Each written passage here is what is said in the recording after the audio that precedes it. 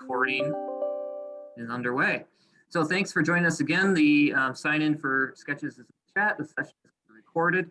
If you have questions at all during this session, feel free to drop those in the chat, and we'll definitely try to get to those by the time we get to the end. We got a lot of material to cover today, which is important material, so we will do our best to be as efficient as possible.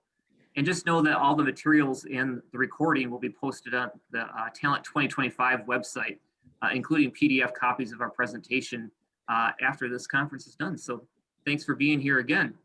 What we want to cover a couple of things here about this presentation. And I think we're good here. Just make sure I missed the right slide. So what we want to talk about is what this session is not. And this session is not about doing a job well done. It's not about sharing success stories, and it's not about any silver bullets. So we wanted to make sure that that was clear as we begin this presentation here.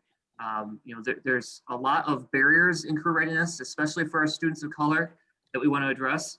And we're going to provide you with some possible solutions, but in no way are we able to cover every barrier and every solution in the time that we have. So really what it comes down to is doing a lot of work, a lot of hard work to try to identify the barriers and then work to find solutions towards them as well. So that's where we're at with that. We're going to be covering the main objective today, which is to inform and equip career practitioners with the tools needed to provide children and youth with accessible and equitable career readiness. And we've kind of broken this presentation into 3 parts. We're going to kind of provide a context to begin with, and then we'll get into some frameworks and follow that with some action steps. And you'll even notice as we get deeper into the presentation that some of the font will be kind of yellow in the middle, and that will represent frameworks as is indicated in this diagram here. And then when you get to some of the greenish fonts later on, that will be, we're starting to get into some action steps there. And if you have, I know Carrie might be on this call, if you have issues with the colors, let us know and we can adjust that when we get done with the presentation here too. So just want to cover that real quick. You're going to have the luxury of hearing 3 of our beautiful voices this afternoon. I am, of course, the handsome person on the far right of your screen there. My name is Gerry Verwey, and I am a career readiness and STEM consultant at Kent ISD. I've worked as a high school science teacher for 16 years before moving into this role at Kent ISD with career readiness. And both in my role as a teacher and as a consultant, I've witnessed numerous inequities and have found a passion for trying to force myself out of my comfort zone to work towards remedies in those inequities. So that's where my passion lies. I'm going to let my fellow presenters kind of introduce themselves, and I'm going to start off with Dollineller. Hello, everyone. My name is Dollineller Michelle Large, and I have been in the field of education for over 17 years. I was born and raised on the south side of Chicago, and I earned a bachelor's of education from Jackson State University, an HBCU, the Jackson State University. I have a master's in psychology. I have a school administrator K through 12 certification. I have a facilitator career development certification, as well as a career service provider certification. Currently, my role within the Kent ISD is career readiness consultant, where I work with districts, educators, and students to ensure students leave with a plan. And I'm a wife and a mother. But what's also near and dear to my heart is the fact that I'm an advocate for little girls that look like that picture. I want students to dare to dream big, and I want them to come to know that there are no limits. They can achieve anything that they put their mind to, and I am passionate about working to ensure students of color have access and opportunities. And now I want to pass it on to Anthony. Well, thanks, Dollineller. I just thought I was going to say, hi, everyone. My name's Anthony Tuttle. I'm the program manager of the CyberHub at WMCAT, and then go to the next slide. But after following that intro, I'll give you all a little bit more information about myself. I'm a North Carolina transplant. I got a first-generation college student, got my Bachelor of Science in Technology Engineering Design Education from NC State.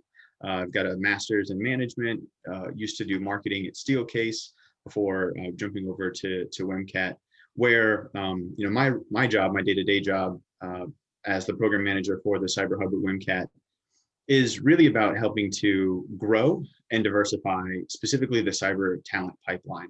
The next slide will sort of highlight why, or hopefully shed some light on why I live and breathe sort of growth and diversification of the CyberHub at WMCAT.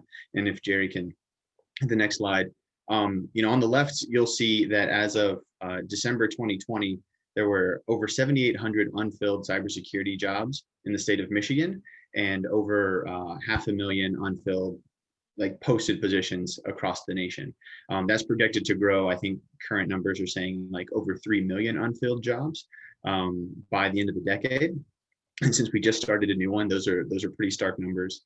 And the way that the CyberHub at WMCAT tries to address this, right? Like not just grow and increase the number of individuals that are prepared, but specifically to diversify the talent pipeline as well. And a few reasons for that on the next slide, you'll see, is that there are a number of barriers, right? And I think we're all tangentially familiar with the digital divide. We may or may not have experienced this in our own lives, but according to some research by the Pew Center in 2017, there's huge disparities in the access to resources that communities of color have in their own homes, right? You see the stark difference between owning a desktop or laptop at home, looking at having broadband access at their home as well, and layer that on top of a pandemic where we're all trying to do education remotely.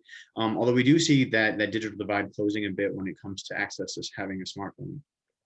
And so we think about, the unfilled number of jobs that are out there in the nation and the workforce today, how some of the access to resources is a barrier. Also looking at, how does that translate into the workforce of today? The next slide shows a workforce study done by ISC Squared, showing the stark demographic differences specifically for the cybersecurity workforce. So you'll see that it's, over 70% white, over 80% male, and a few statistics pulled from that report at the bottom as well, showing that men are 4 times more likely to be at C-level executive management positions, and 9 times more likely, or executive, and 9 times more likely to be in managerial positions. And so, all of these disparate, although related data points, what does it mean? If you, Gerry, if you were able to go to the next slide. There was some recent research done by Deutsche Bank, which shows that the racial tech gap, and I don't want to read the title to you, I have some additional information from the research here, but the racial tech gap could keep Black and Hispanic people out of future jobs.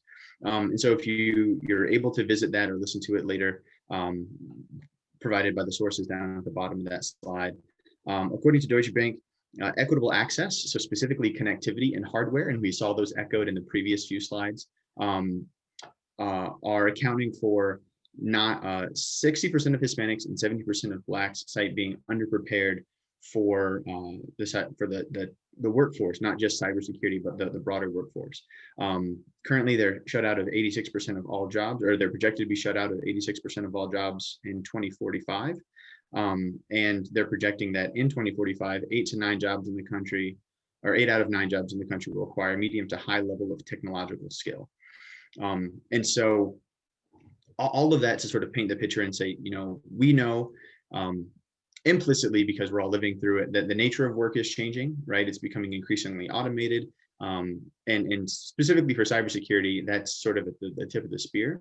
We also know that the nature of jobs are changing, right? They're increasingly requiring higher and higher degrees of technical acumen. And then also the demographics of our nation are shifting and changing rapidly.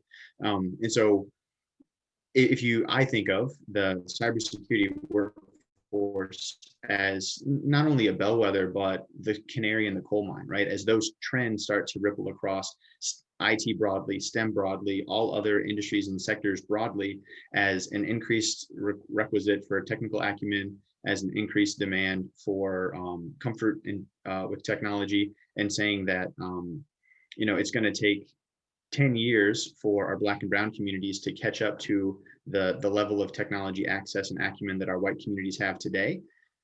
Project that out a couple of years, right? How fast does technology move? The gap is only going to widen.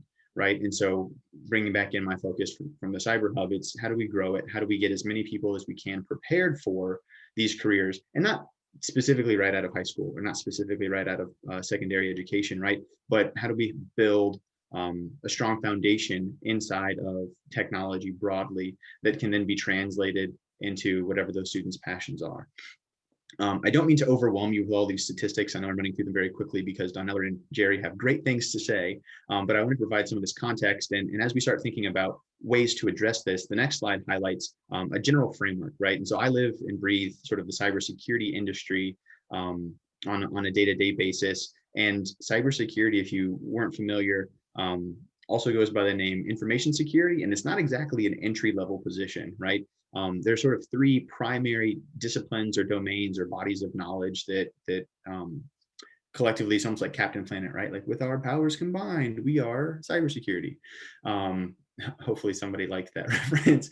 And so within that, there's system administration, understanding how computers and hardware, software talk to each other. There's networking, and so thinking about how the computers talk to each other and communicate and share information over the network. And then there's coding, and specifically scripting languages, right? And the reason for that is there's so much to do that being able to write adequate scripts helps to automate the process for you a little bit more. And so all of those technical domains, right? Any one of those circles could be a career in and of itself, right? You could sort of live within that sphere of influence with a very rewarding career. But when you start to pull them together is where you start to sort of tip into the technical aspects of cybersecurity.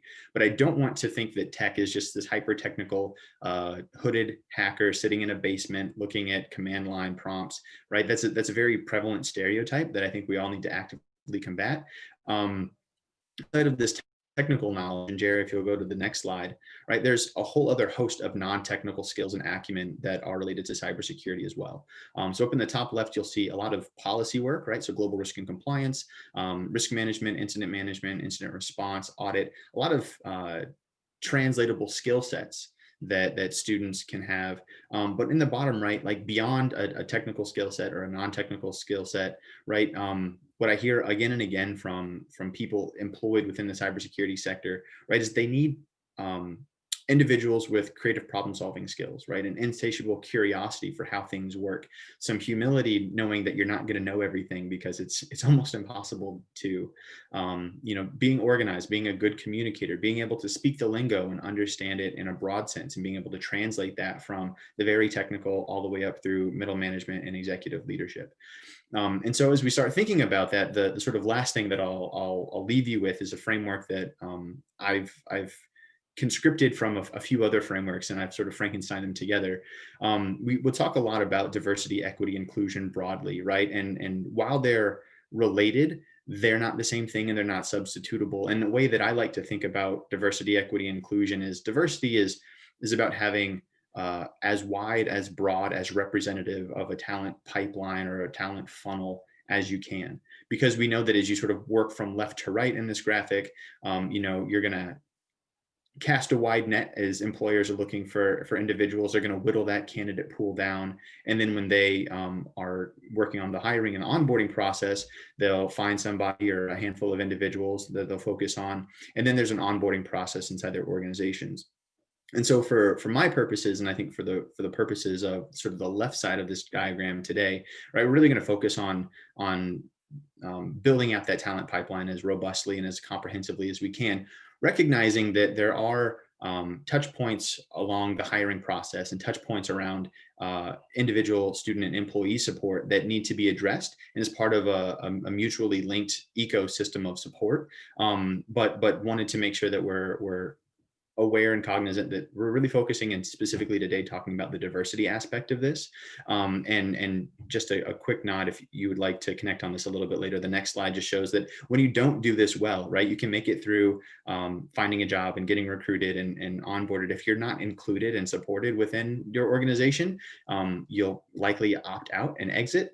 Versus, sort of reapplying or going back through the recruitment process and sort of, when you're getting a new promotion or finding a new role within your organization.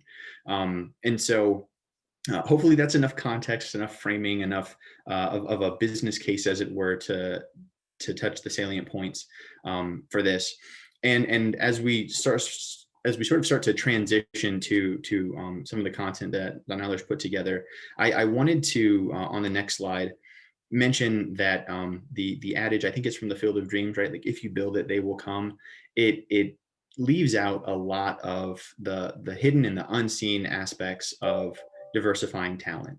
So like if you were just to provide access or just provide a place for students to practice, it fails to address and recognize that there's a whole lot of things happening in individuals' lives outside of the classroom that you may or may not see or have visibility to. And so as we think about what those are, I think about them, and there's a little bit of an alliterative device on the next slide, right? There's access, yes, but there's also awareness. There's excitement and exposure. And beyond practice, there's permission. And I would like to touch on just a few of these really briefly. I won't insult any of you by reading this to you. Like I said, I have a degree in teaching as well. I know you are all very capable of reading, but the next slide outlines a couple of examples, right? And so, we could have access to students, we could provide them access, but, without an awareness, right? Without them knowing that these types of careers exist, or that, these potential passion areas exist, it sort of all falls flat. The same thing goes for excitement and exposure, right? If they don't know that it's there, if they don't have a genuine interest in it, if they don't have experience to validate that interest, or exposure, sorry, to validate that interest, then all of this, doesn't serve the student, the individual, the career professional looking to pivot, when they're 27 or 35 or 62. And to call out a few of these specifically, which I know Dollineller will talk about here briefly, we'd like to use these barriers and say, this isn't a comprehensive list, it can't be, but this is a couple of maybe buckets of barriers that tend to be pretty weedy and pretty deep. And so maybe let's spend some time teasing out some of them. And on the next slide, we'll be able to dive into a few of those a little bit more. Please feel free to drop questions into the chat, and we'll try to address those towards the end. But for now, I'll turn it over to Dollineller and go on mute myself. Perfect. And just to piggyback off of Anthony's presentation, it's clear that there isn't a secret that many districts face the impact of inequitable school funding. Many students of color live within districts where there is inequitable funding for schools and programming for grades K through 12. Studies report, based on data from a 2015-2016 school year, using state and local spending patterns and student test scores, the researchers concluded that while states are spending enough money for middle class and wealthier students to meet states' academic standards, yet they are spending less on students living in poverty. So typically those districts lack the funding to fully support career readiness initiatives. So if districts lack financial resources to buy technology for each student, or to even update their facility, the likelihood of districts creating a budget just for career readiness is limited. So many of those same students living in poverty or impoverished areas, they already have limited access. So it's very difficult for us as educators to get students to research careers or set college and career goals if they can't look beyond high school and their day-to-day struggles. So there are times when students can explore post-secondary options because of the lack of resources, racial disparities, institutional biases, and also the lack of representation or visibility within particular career sectors. Next slide, my friend. So it's clear there is a big difference between districts that have and the districts that have not. Many districts that have a steady college and career readiness program typically have the staff support, alumni support, financial resources, and a variety of rigorous courses, course selection, clubs, and extracurricular activities that fosters that career readiness. The districts that have less resources typically lack the financial resources to participate in career exploration activities, or there isn't a lot of staff support to help students navigate that career college development. There's often a lack of technology, limited course selections. So it is challenging to prepare students for the workforce if districts lack those basic supports. Next slide. All right, so we have to be honest and inform students about systemic obstacles they will face trying to get into the workforce and getting those good careers. Some students of color will likely experience racial biases, discrimination, again, conscious and unconscious biases, and pay inequities. So let's face it, systemic discrimination doesn't stop once students of color land their dream job. Racial biases at times can affect salary negotiations, upward mobility, and future wages. So according to research there, white Americans still disproportionately outnumber African Americans and Latino counterparts when it comes to obtaining good jobs, regardless of the education they've obtained. And I'll be honest with you, team, that statistics shocked me. I could remember my grandmother now is 102 years old, and she always instilled in us the importance of education and earning a degree. She would often say, once you get that degree, you can do anything. And she was correct. Earning my degree definitely opened up doors for me. However, I was not properly prepared to address compensation discrimination. And there were often times I was passed up for promotions, and those promotions were given to someone less qualified. So because of those statistics, it is imperative that we have to inform our babies early on so that they're prepared and they're well informed. And I'm sorry, I have to say babies. I come from a teacher's background and they're all our babies. And I know they may be big and grown, but they're our babies. And two, we have to introduce students of color to high-paying careers early on so that they can aspire to work in those career fields. And lack of representation. Representation is so important. I can't stress that enough. Our students have to see a reflection of themselves. It gives our students confidence and it lets them know that they can obtain whatever career they desire as long as they set their mind to it. And it helps them in creating those tangible goals. So when students see professionals that resemble them, it sparks their interest and it forces them to explore that career even further. So I highly encourage educators to build a network for students to tap into. Actively recruit professionals of color from several career sectors to mentor our future talent. And this support system can assist students of color as they continue to navigate career development. Chris Webber once stated, if you can't see it, you can't be it. So representation matters.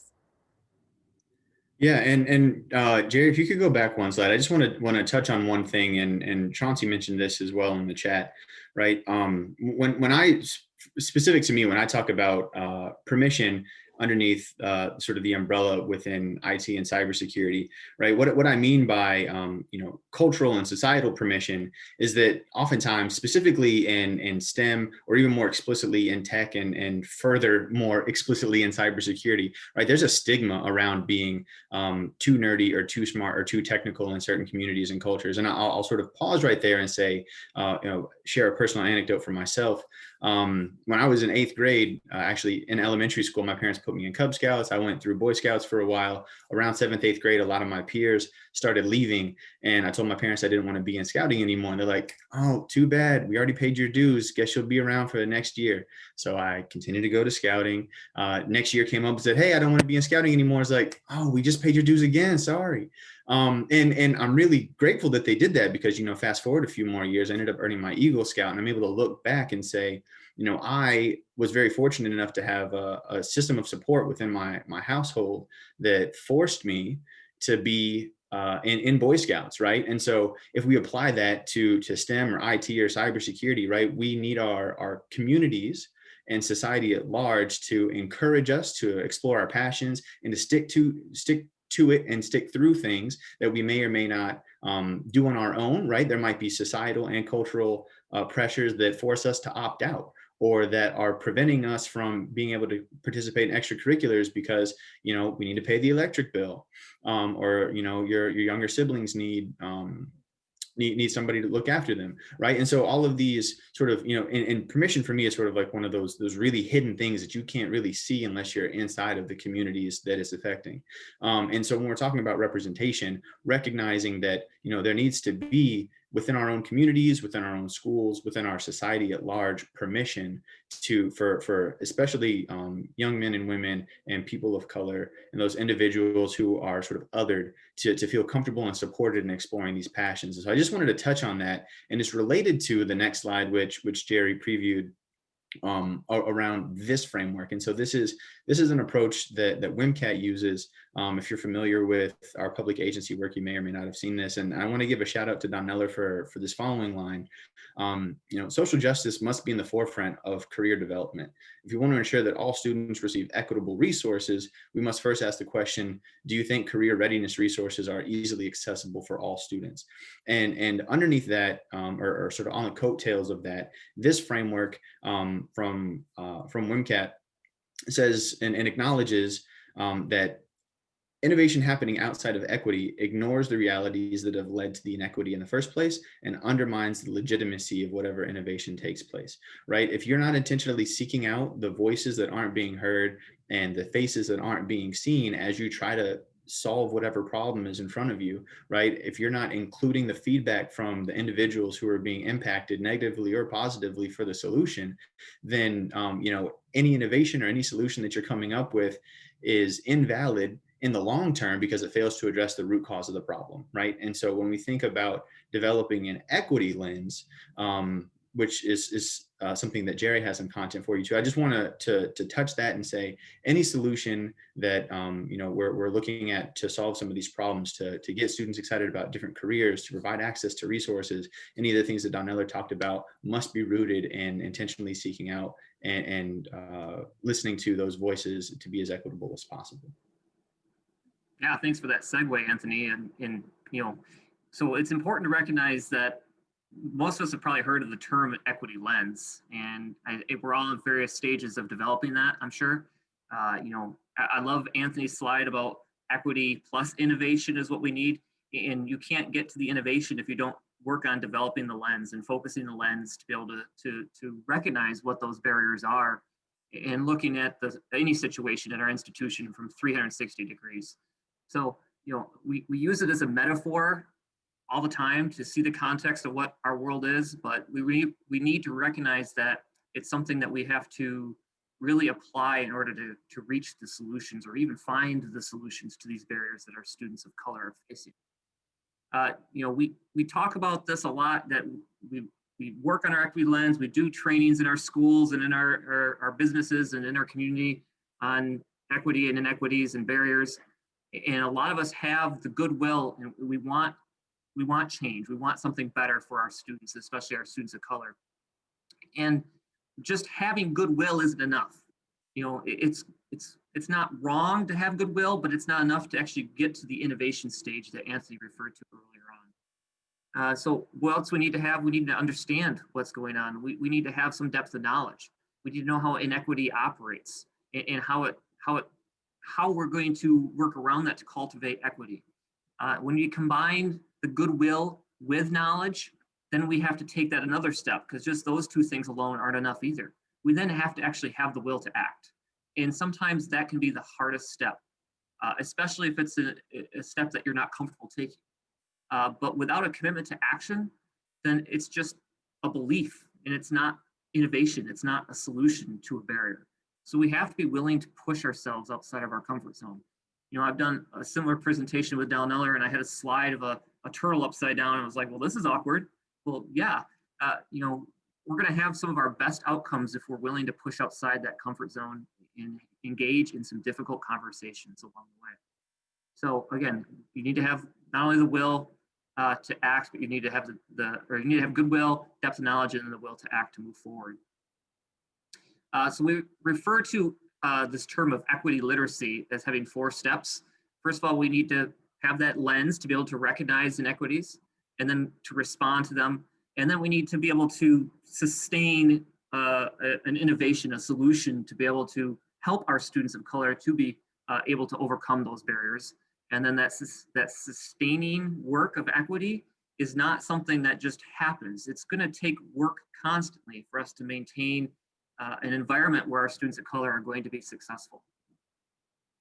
But we know that there's these biases that we have, whether we're aware of them or not, that are going to be additional barriers to our students of color being successful, to becoming career readiness or career ready. And there's two specific ideologies I wanted to reference today. One of them is called a deficit ideology. And it's when we as a society look down a power continuum at other people. And so in our minds, conscious or unconscious, we tend to rank different people or different societies of people along this marginal line where we look down at marginalized people and we wonder what they're doing wrong. That's allowing them to not be successful. So we put this in the context of this presentation. What we basically would be asking, what are our students of color doing wrong that's now allowing them to be ready to be successful graduates? And that's a biased deficit point of view. That's a barrier for our students. We have to stop looking at our students as being the problem and recognize that there's structural problems that are causing them to not be able to be career ready. So we'll address this later on. Like it's not fixing the student, it's fixing the problems that the students are facing. And then there's this idea of grit, and it's very popular lately, in the last few years, this grit ideology that, well, why don't the students just work harder to be successful?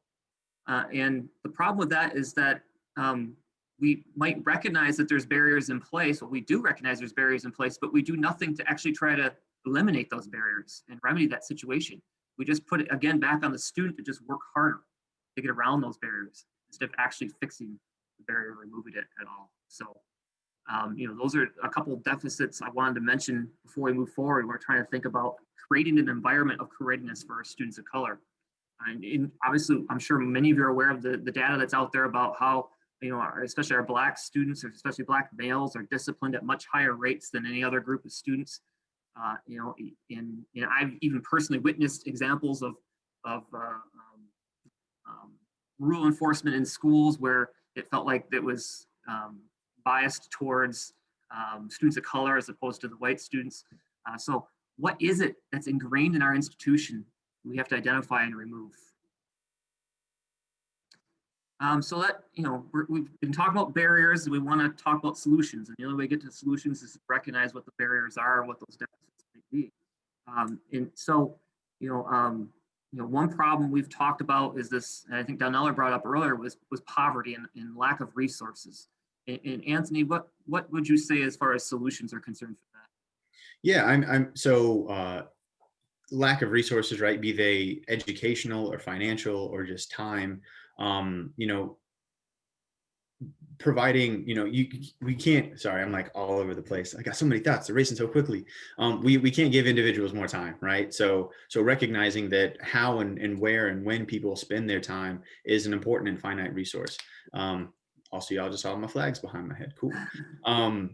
And so as much as possible, being able to support individuals, right, be it financially, and not necessarily you personally, but like you and your employers and the organizations and the institutions, right, supporting and providing access to those resources, right? We talked about having connectivity and hardware in the home is a huge barrier to be able to not just learn, but to feel comfortable and confident and explore passions as it relates, for my purposes, again, specific to cybersecurity, but IT and just the world around us at large.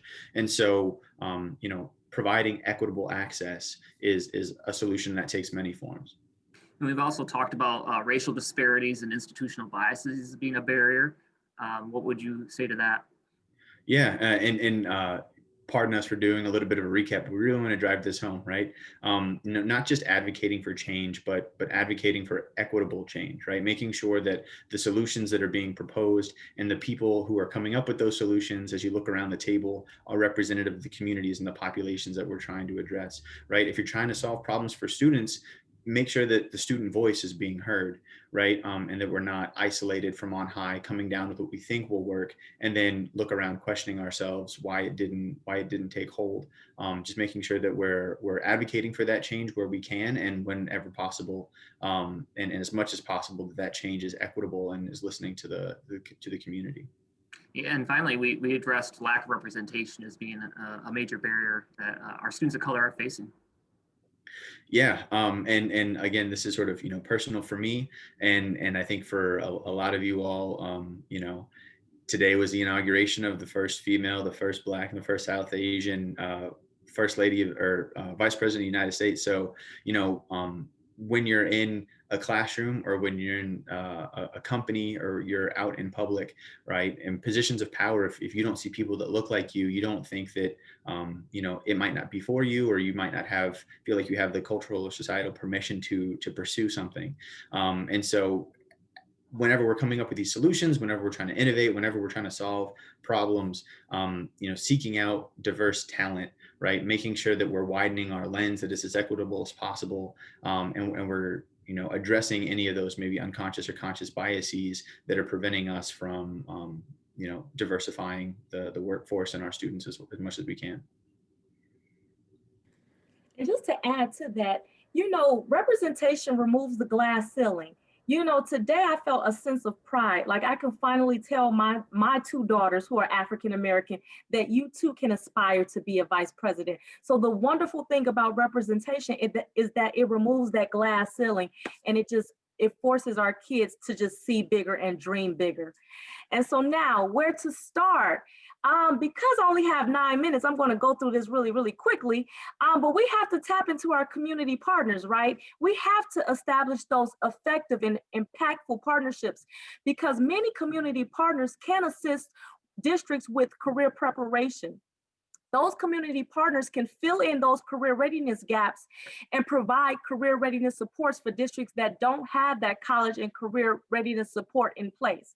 And it also provides you employers with the opportunity to get a glimpse into your future talent. So, you can start that development early on. You can help with those mock interviews. You can help with those resume development, those internships, job shadowing, and then you can help cultivate that student to get that person into your industry. Another thing that we can do, expand career readiness opportunities. I know that we are in a pandemic and we are relying heavily on this virtual space, but this is a great opportunity to extend your reach. Host virtual career and college fairs. And when you host those fairs, make sure that there's representation that resembles your population. So if you're going to have a college fair, make sure you invite some of those HBCUs so students can see some form of representation. And when you reach out to those employers, ask, hey, I have a population of 60% African American, 30% Asian. We need some professionals to resemble my student population. So again, you have to make sure that students can see that, because we want them to aspire and dream big. And so that's kind of meeting students where they are, and we are expanding those opportunities. And another thing that I have to touch on is, don't be afraid to ask for sponsorship from employers. They love to host students. So if you know that your district you don't have the means, the financial means for a career exploration field trip, hey, tap into your local industry and say, hey, my students really want to visit your industry. They're interested. Would you be willing to sponsor the busing, sack lunches? I guarantee you, as sure as my name is Dollineller Michelle Large, you will find a company that is willing to sponsor you. And also, I have to give a big shout out. We have to promote our CTE programs. I see some of our KCTC family that's within this PD, and we want to encourage our students to take advantage of enrolling into CTE programs. And we want to encourage our students to earn industry recognized certification. Why? Because it makes them It makes them employable. Those certifications shows to employers that the students have the knowledge and the skills to do the job. And it's an opportunity for students to earn a good wage to support their family with little or no debt. So it's the beginning steps to obtaining their career. And as my grandmother, again, who was 102, she would always say, that's your foot in the door. So if that's your way to, if that's your foot in the door and you're starting with, getting into your dream career sector and in your industry, chances are that employer will continue to develop you and will send you back to school. So that is definitely your foot in the door. And the last thing, I think I get emotional when I say this. We got to advocate for our babies. Educators, the goal is to advocate for our students because a lot of them are not going to advocate for themselves. We have to provide students with the skills and knowledge needed for the workforce, And once students enter into the workforce, employers, it's your responsibility to create an environment where students feel that their talents and skills are being cultivated. If students feel valued and accepted, they will invest long-term within your organization, and this benefits the student as well as the company. With 5 minutes to spare. Next slide.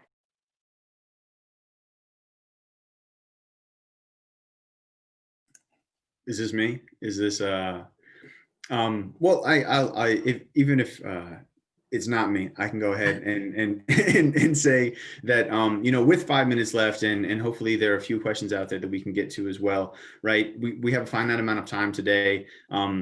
Just to get some of the juices flowing and thinking about it, right? We shared a handful of barriers and a couple of different sort of bunny trails that we could go down. But to reflect on your own, what are some of the other barriers that you all have observed? How might you address them, right? What might an implementation plan look like? Also, I have a hill that I'm willing to die on, apparently, around the diversity of thought fallacy. It's a personal philosophy of mine. The next slide is really just to spend a couple of minutes, identifying any questions that are out there in the audience. If you'd like to ask about the diversity of thought fallacy, maybe we'll go over 5 minutes, but I'm happy to share my thoughts. And I know there's a little bit of content after this as well that Gerry needs to share. But I did want to, on behalf of Gerry and Dollineller, open the floor, and any of those questions that didn't make it to the chat, or that you all might be holding on to. We have a couple of minutes, and we want to make sure that we're able to hear those and verse those as well. All right, we're getting at least one question for the diversity of thought fallacy. I guess I'll jump into it a little bit. It's a personal pet peeve of mine, and I mentioned that I'm a North Carolina transplant. One of the questions I asked one of my first employers, right, is looking around the organization, and there wasn't a whole lot of Black and brown folks, and I asked, what the diversity plan is, and their response was, well, we really value diversity of thought.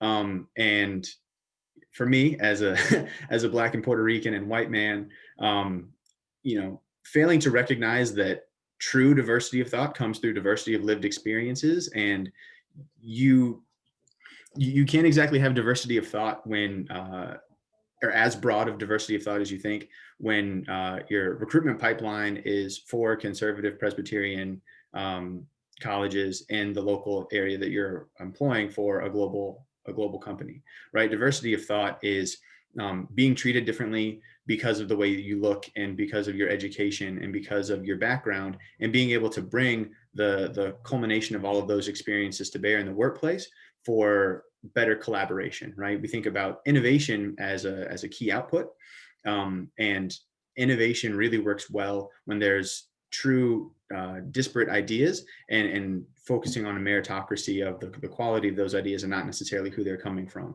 And so it's an argument that I apparently it's a thought that I turn into an argument every time I try to have it. I apologize for those of you who are listening to me ramble a little bit, but I guess maybe the through line out of the diversity of thought fallacy is to say you don't get true diversity of thought without diversity of life experiences, and oftentimes that comes through, you know, the easiest ways for us to identify diversity, right? We all recognize that skin color is different, and we all can recognize that oftentimes we're treated differently because of that, for better or for worse. And so I just wanted to address that. There's another question coming through. What first step has the biggest impact or can help schools to start moving forward? You know, I don't know if we're going to get cut off right at 5 o'clock, so I'll let Gerry or Dollineller touch on that, recognizing that there's a little bit more information to share here at the very end. Yeah, go ahead. I think just real quickly, I think the first thing is you have to identify what those barriers are. I mean, because each barrier is different from district to district. And then I think it's a matter of just developing a sound plan to make sure that, you know, when we're providing this career readiness, that it is equitable.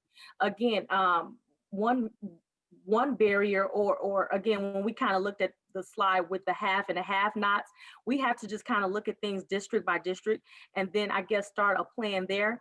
But one thing I can say is, I'm sorry, I got ADD right now. But one thing I can say is once you sit down with those districts to identify what those barriers are, I think that we need to come up with an individualized solution so that you can address some of those barriers, so that you can start providing some of those services so students are not experience so much lack. Because again, some things are beyond our control. There's policies that still needs to change, but I think within the districts, once we identify some things and kind of come up with some tangible goals to kind of rectify that, I think that's the first start. Yeah, I think you're right, Dollineller, and definitely having you know, different people at the table to investigate what those barriers are and discuss what the opportunities are for innovation are key too. We got to wrap this up. I know people got to get going. So just a few reminders there, which we'll share out this PowerPoint through the Talent 2025 website. So that'll be available to you. We do ask that if you're still on the line, that you participate in this survey, post-evaluation survey. I don't know if Dollineller, if you can copy and paste that into the chat for me. I thought I did. Did you guys get it? I'm not sure. I haven't been able to watch the chat. So if you want to post it again, perfect. Thank you, Anthony. And then a reminder about the upcoming future dates, next Wednesday, and then the following Wednesday on the 3rd, and then that following Wednesday after that on the 10th. Thank you for being here. Have a great day. Please take that survey, and we appreciate your time. Thank you all. Thanks, Anthony. Thanks, Dollineller. Thanks, Anthony. Thanks, Gerry. You guys are the bomb.com.